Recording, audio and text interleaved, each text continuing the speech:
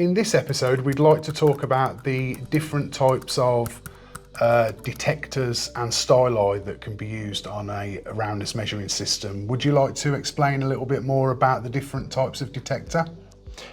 Yes, so all detectors are going to work pretty much the same. They use the same technology. They use an LVDT to convert mechanical displacement to electrical signal.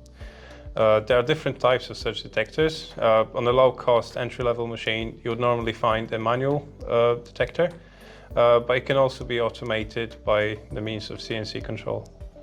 Okay, and just to explain further, obviously when we're talking about a manual or a CNC detector, this would be to move the detector between a vertical or a horizontal measuring position, or an inner or an outer measuring position, depending on where the feature was on the job we were looking to measure. Yes, exactly. So depending on the geometry, you might have to tilt your detector to a certain angle.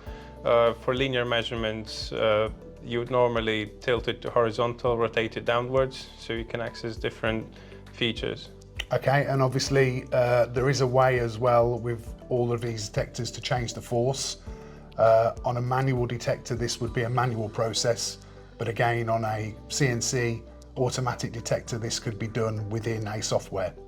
Yes, exactly. So there are systems available on the market that utilize automatic force adjustment. So depending on the geometry or the material that your component is made out of, you might want to use a lower or higher measurement force, which can also be done automatically.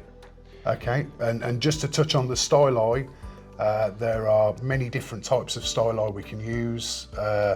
Obviously, whether they be longer styli to reach into deep bores, smaller styli that can be used to measure into tight features, or different size bores or different size material as well.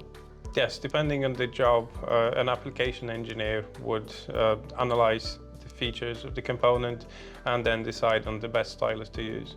Okay, please join us next time when we talk about centering and leveling on this type of system.